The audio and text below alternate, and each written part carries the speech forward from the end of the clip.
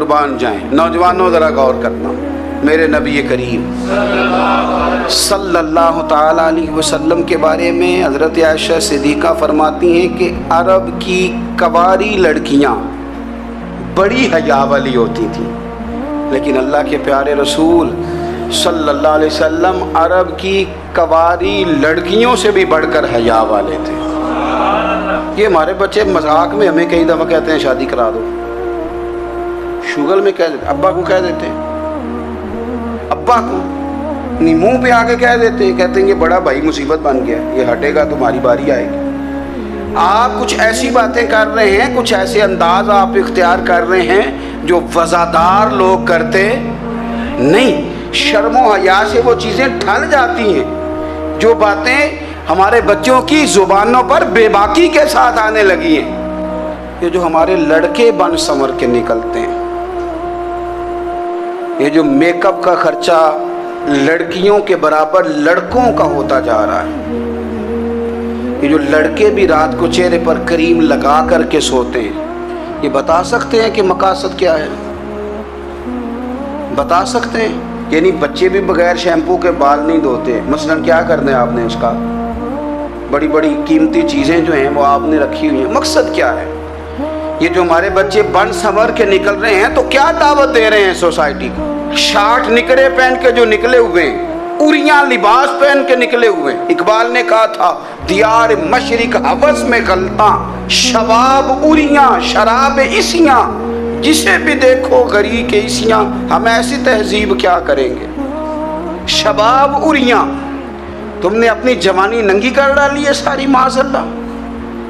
کن مقاصد کے لیے؟ میں وہ اعداد و شمار بتا نہیں سکتا۔ ہمارے ہاں گند سستا ہو گیا ہے، لوگوں نے گناہ تک پہنچنا آسان بنا دیا ہے۔ آپ دیکھ لیں گندگی دروازے پہ اور گند موبائل میں، کیسے بچائیں ان بچوں کو؟ کیا کریں؟ کلیجے پھٹتے، کبھی باتیں سوچتے ہیں تو سوچتے ہیں آنے والی نسل کو کہاں لے جائیں، کہاں چھپائیں، کیا ایسا کریں کہ یہ بچ جائیں، خدا را قربان جائیں حضرت عثمان غنی پر۔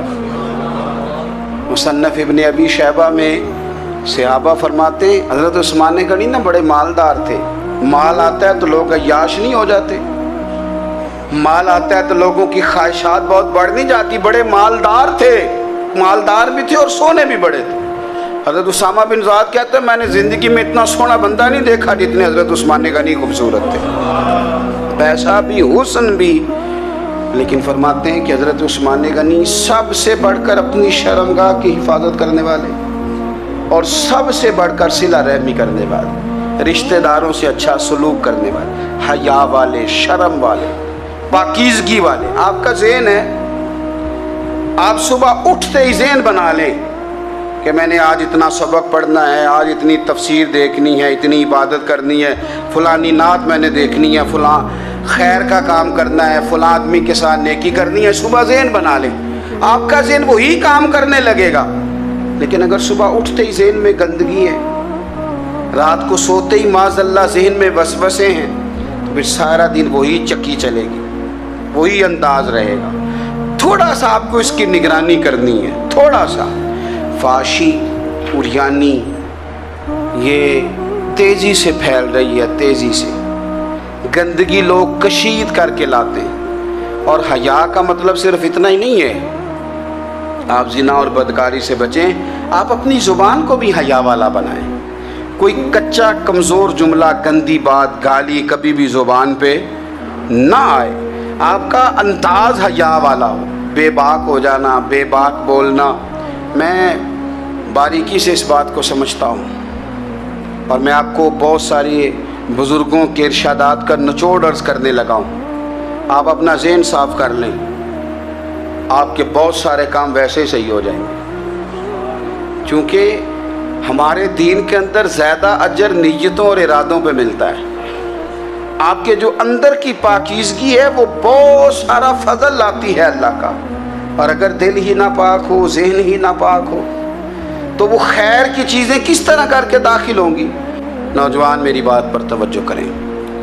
فرمایا وہ لوگ جو اپنی شرمگاہ کی والذین ہم لفروجہم حافظون، وہ لوگ جو اپنی شرمگاہ کی حفاظت کرتے ہیں۔ حضور غوث پاک رضی اللہ تعالیٰ عنہ فرمایا کرتے تھے، دو چیزیں انسان اپنی سنبھال لینا، ایک پیٹ اور ایک شرمگاہ، تو فرماتے تھے ولایت اس کے بڑی قریب آ جاتی ہے۔ ہم نہ ان لذات میں الجھ جاتے ہیں۔ سیانے سیانے بندے، روٹی کمر سیدھی کرنے کے لیے کھانی چاہیے، زبان کے ذائقے کے لیے نہیں کھانی چاہیے۔ یہ زبان کا ذائقہ لگ جائے یہ کہیں کا نہیں چھوڑتا انسان۔ اپنی شرمگاہ کی جو لوگ حفاظت کر لیتے ہیں، کوئی بڑے سے بڑا گناہ کرنے سے بھی بندہ کافر نہیں ہوتا، بندہ کفر کرنے سے کافر ہوتا ہے۔ گناہ بڑے سے بڑا کرنے والا بھی گناہ گار ہے، کافر نہیں۔ لیکن بعض گناہ ایسے ہیں جو جس وقت بندہ کر رہا ہوتا ہے اس وقت وہ مومن نہیں ہوتا۔ میرے نبی کریم صلی اللہ تعالیٰ علیہ وسلم نے فرمایا، جب کوئی شرابی شراب پیتا ہے اس وقت مومن نہیں ہوتا، جب کوئی چور چوری کرتا ہے تو اس وقت مومن نہیں ہوتا، اور جب کوئی زانی زنا کرتا ہے تو تب وہ مومن نہیں ہوتا۔ اتنی دیر کے لیے اس کے دل سے ایمان نکال لیا جاتا ہے۔ کفل کا ایک واقعہ ترمذی میں ملتا ہے۔ ایک شخص کفل نام کا تھا بنی اسرائیل میں، ایک عورت مجبور تھی، اس کے بچے بھوکے تھے، تو کفل نے اسے مائل کر لیا کہ تو میرے ساتھ گناہ کرے گی تو پھر میں تیرے بچوں کی روٹی تجھے دوں گا۔ تو وہ عورت پہلے تو بیچاری نہ مانی، لیکن بچوں کی بھوک دیکھ کے مجبور ہو گئی۔ جب کفل کے قریب گئی نا وہ عورت، اس نے دروازے سارے بند کر لیے۔ ترمذی شریف میں اس کا واقعہ موجود ہے۔ چاروں جانب سے بند ہو گیا سارا کچھ، لیکن جب وہ کفل کہتا ہے میں اس بی بی کے پاس جانے لگا تو عورت کا وجود کانپتا تھا۔ جس بندے کو گناہ کی طرف جاتے اس کی طبیعت میں ہیجان پیدا ہو تو مانا یہ ہے کہ ابھی ذہن پورا غلیظ نہیں ہوا، ابھی طبیعت پوری گندی نہیں ہوئی، ابھی ایمان کی بہت ساری قسمیں موجود ہیں، عورت کا وجود کانپتا ہے۔ تو کفل کہتے ہیں کہ میں نے اسے کہا کہ سارے دروازے بند ہیں، ڈرتی کیوں ہے؟ تو کہنے لگی ڈرتی اس لیے ہوں کہ سارے دروازے بند نہیں ہوتے، ایک دروازہ کھلا ہے اور وہ دروازہ رب قدیر کا دروازہ ہے، اسے کیسے بند کیا جا سکتا ہے؟ تو کہتے ہیں جب اس نے یہ لفظ کہے تو مجھ پر بھی بات کا اثر ہوا، مجھ پر۔ تو میں نے کہا کہ اگر تو عورت ہو کے رب سے اتنا ڈرتی ہے تو مجھے تو اس نے مرد بنایا ہے، تو مرد تو ہوتا ہی وہ ہے جو اپنے آپ پر کنٹرول کر سکے۔ تو اب نہ معاملہ آگے جائے گا، اب یہاں بات رکے گی نہیں، جا میں تجھے آزاد کرتا ہوں۔ عورت گئی، اس نے توبہ کی کفل نے، اور رات رو کے کہنے لگا مالک آج میں نے توبہ کی ہے تو میرے اوپر مہربانی کرنا، میری توبہ ٹوٹنے نہ پائے۔ رات اس نے توبہ کی، رات ہی انتقال ہو گیا۔ لوگوں کو پتا تھا بڑا بے حیا ہے، بد کردار ہے، گناہ گار ہے، شاید لوگ اس کا چہرہ دیکھنے بھی نہ جاتے، پر مالک کریم ہے نا۔ حضور فرماتے ہیں سویرے اس کے دروازے پہ لکھ دیا اللہ نے، لوگوں رب نے کفل کے سارے گناہ معاف کر دیے ہیں، اس کے دروازے پہ لکھ دیا گیا۔ جب آپ اپنی حفاظت کرنا چاہتے ہیں تو اللہ پھر اسباب بھی پیدا کر دیتا ہے۔ اپنی شرمگاہ کی، اپنی نظر کی آپ خوب حفاظت کریں۔ اور میں آپ کو ایک بات عرض کروں، ایک بندے کے باحیا ہو جانے سے نا، ایک بندے کے ٹھیک ہو جانے سے اس کے دائیں بائیں بے شمار لوگ ٹھیک ہو جاتے ہیں۔ نہ چاہتے ہوئے بھی آپ کی نیکی کا اثر آپ کے دوستوں پہ پڑتا ہے، نہ چاہتے ہوئے۔ اور ایک بندے کے بگڑ جانے سے اس کے دائیں بائیں بہت سارے لوگ بگڑ جاتے ہیں، بہت سارے لوگ بگڑ جاتے ہیں۔ آپ اگر اپنے لب و لہجے پر یہ پابندی لگا سکیں اور اپنے آپ کو اگر آپ سنبھال سکیں تو پھر یاد رکھیے گا بڑی ساری چیزیں بہتر ہو جائیں گی۔ اپنی شرمگاہ کی حفاظت کرنے والے الا علی ازواجہم، مگر یہ کہ اپنی بیویوں پر، او ما ملکت ایمانہم، یا اپنی شرعی باندیوں پر۔ اس زمانے میں جو لونڈی خریدی جاتی تھی اس سے بھی وطی کرنا جائز تھا، اگرچہ اب لونڈیاں موجود نہیں ہیں تو یہ فعل بھی موجود نہیں، سوائے اپنی بیویوں پر یا شرعی باندیوں پر۔ فإنہم غیر ملومین، فرمایا جو یہ کام کرے اس پر کوئی ملامت نہیں ہے، اپنی بیوی کے پاس شرعی طریقے سے جائے یا باندی کے پاس جائے۔ فمن ابتغى وراء ذلك، اور جو آدمی اس کے بعد اس حد سے بڑھے، اس کے سوا کچھ اور کرے جو بندہ، فرمایا فاولئک هم العادون، یہ لوگ حد سے بڑھنے والے ہیں۔ جو لونڈیوں اور باندیوں کے علاوہ، اپنی بیویوں کے علاوہ کسی اور جگہ گندگی کریں، یہ حد سے بڑھنے والے، حدوں کو کراس کرنے والے لوگ ہیں۔ پھر ارشاد فرمایا والذین هم لاماناتہم وعہدہم راعون، اور وہ جو اپنی امانتوں اور اپنے وعدوں کی رعایت کرتے ہیں، امانتیں ادا کرتے ہیں، وعدے پورے کرتے ہیں، اور وہ لوگ جو اپنی نمازوں کی حفاظت کرنے والے ہیں، جن میں یہ خوبیاں آ گئیں۔ میرا رب فرماتا ہے نماز میں خشوع وضو حاصل ہو گیا، فضولیات سے بچ گئے، زکوٰۃ ادا کرنے والے بن گئے، شرمگاہ کی حفاظت کرنے والے بن گئے، امانتیں عہد پورے کرنے والے بن گئے، اپنی نمازوں کے محافظ ہو گئے۔ اللہ اکبر، قربان جائیں۔ مالک فرماتے ہیں اولئک ھم الوارثون، یہی لوگ تو وارث ہیں۔ یا اللہ کس چیز کے؟ فرمایا الذین یرثون الفردوس، یہ لوگ جنت کے وارث ہیں، یہ جنت کے وارث ہیں یہ لوگ۔ ہم فیہا خالدون، اور فردوس سے، جنت سے نکالے نہیں جائیں گے، ہمیشہ ہی جنت میں رہیں گے۔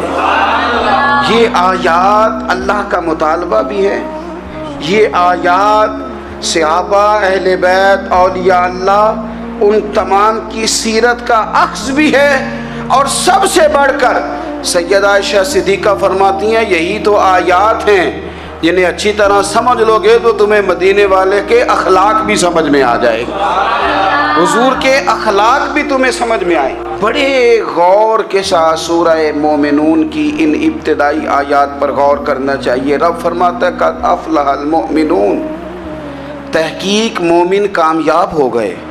کون سے مومن؟ الذین ہم فی صلاتہم خاشعون، وہ جو اپنی نمازوں میں گڑ گڑانے والے ہیں، خشوع کے ساتھ، عاجزی کے ساتھ، انکساری کے ساتھ، ذوق کے ساتھ نماز پڑھنے والے ہیں۔ دیکھیں قرآن نے یہ نہیں کہا شروع میں کہ وہ لوگ اپنی نماز پابندی سے پڑھتے ہیں، بلکہ فرمایا وہ نمازوں میں عاجزی کرتے ہیں، وہ نماز میں خشوع کرتے ہیں، خضوع کرتے ہیں۔ نماز ہم بھی پڑھتے ہیں، ڈھیر سارے لوگ ہیں جن کا یہ مطالبہ ہے کہ میرا نماز میں دل ہی نہیں لگتا۔ پہلی بات تو یہ ہے کہ دل نہ بھی لگے تو نماز پھر بھی پڑھنی ہے، اور دوسری بات یہ ہے کہ دل لگانے کو بھی تو کچھ انسان کے پاس چیزیں ہونی چاہیے نا، کوئی ضروریات ہوتی ہیں۔ سب سے پہلی بات یہ کہ مسئلہ نماز کا نہیں، مسئلہ اہمیت کا ہے۔ آپ نے اللہ تبارک و تعالیٰ کی ذات کی، رب کریم کے جلالت کی جتنی زیادہ اہمیت اپنے دل میں محسوس کر لی، اتنا ہی نماز کی طرف توجہ آپ کی بڑھ جائے گی۔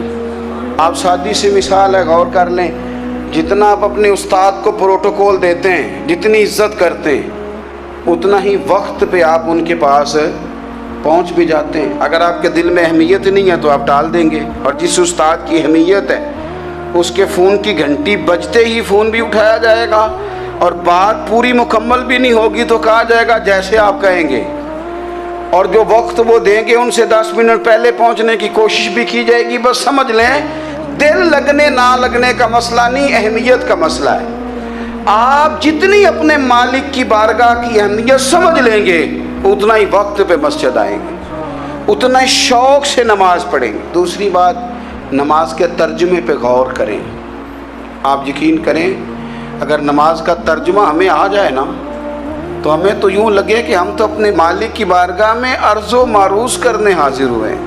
یہ سورہ فاتحہ ہی دیکھ لیں آپ، حضور فرماتے ہیں، رب فرماتا ہے سورۃ فاتحہ آدھی میری ہے آدھی میرے بندے کی ہے۔ جب اس نے کہا الحمدللہ رب العالمین الرحمن الرحیم مالک یوم الدین ایاک نعبد و ایاک نستعین، جب یہاں تک وہ لفظ کہتا ہے تو یہ حصہ میرا تھا۔ اس نے اپنے رب کی تعریف کی، اور جب کہا نا اس نے اہدنا الصراط المستقیم، اب بندے نے التجائیں شروع کر دی.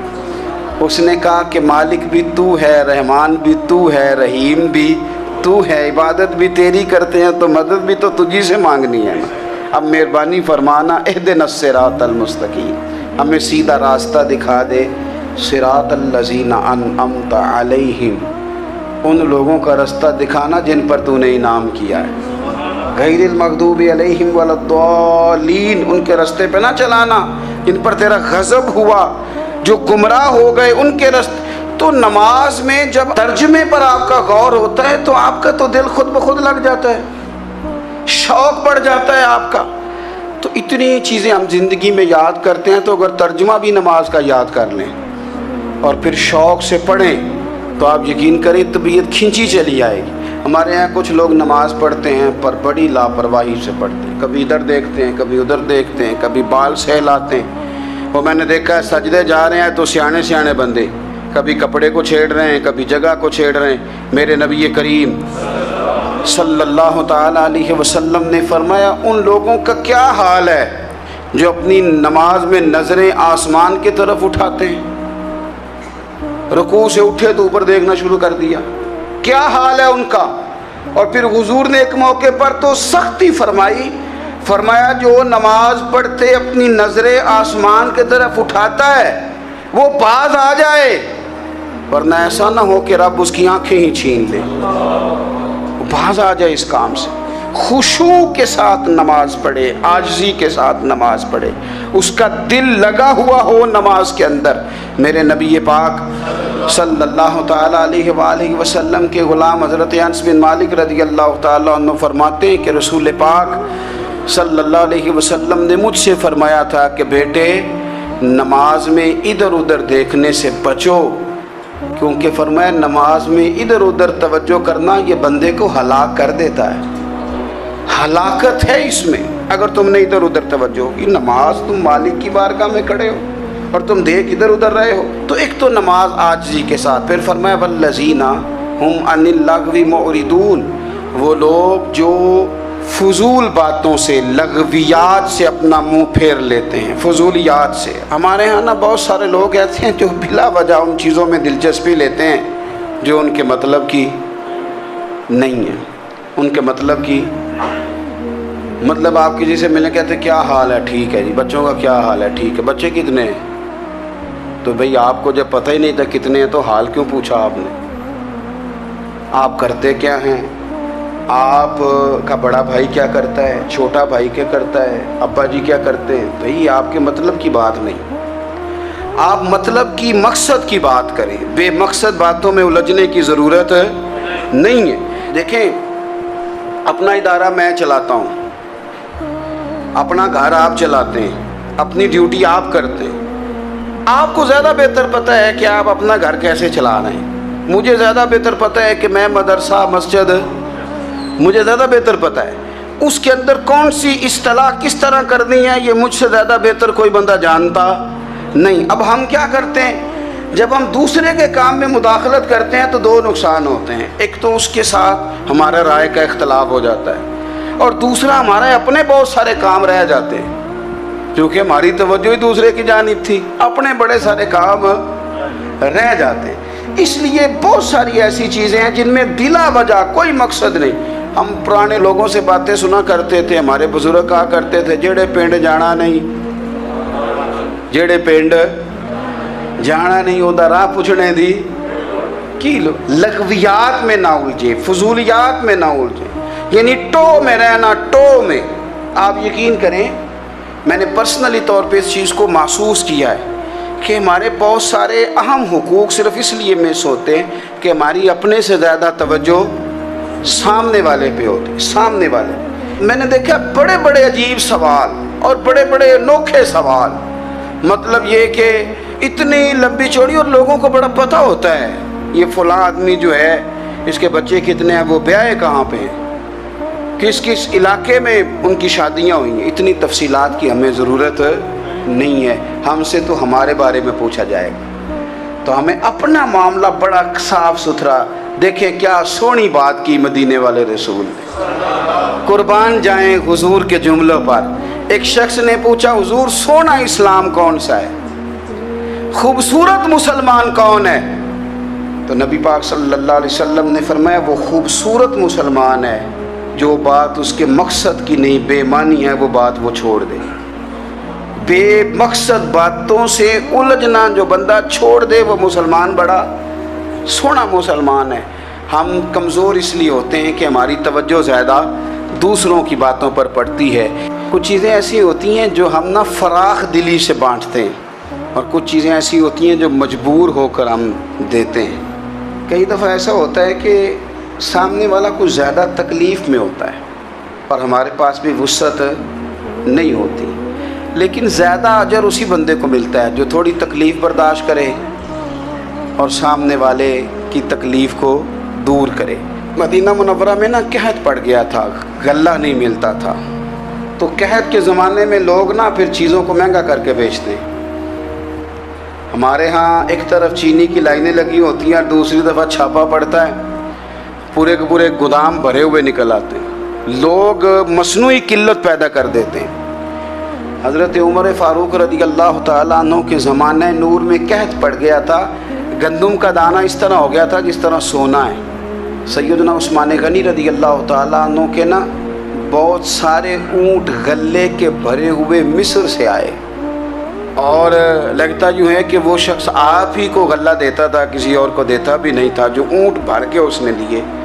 تو مدینہ منورہ کے اندر جب وہ مال پہنچا نا، آپ کو بتانا یہ چاہ رہا ہوں کہ ساری تجارت بندوں سے نہیں کرنی چاہیے، کچھ اللہ سے بھی کرنی چاہیے۔ رب سے جو بندہ تجارت کرتا ہے وہ بڑا کامیاب ہوتا ہے۔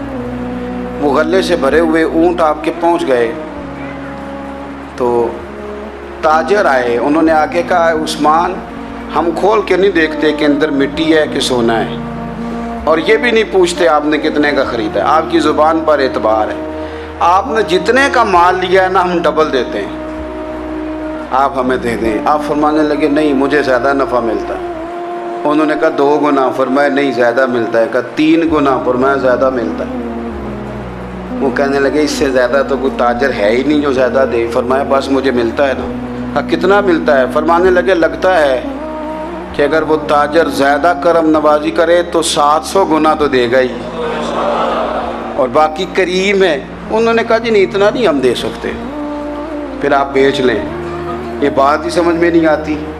لوگ چلے گئے تو حضرت عثمان غنی مال اٹھا کے مسجد کے دروازے پہ لے گئے، جا کے کہنے لگے اے عمر اعلان کر دیں جس غریب کو گندم کی ضرورت ہے، آسانی کے دور میں نہیں دقت کے دور میں، جب لوگوں کو مل نہیں رہی چیز، جس کو ضرورت ہے وہ آئے اور آ کے لے جائے۔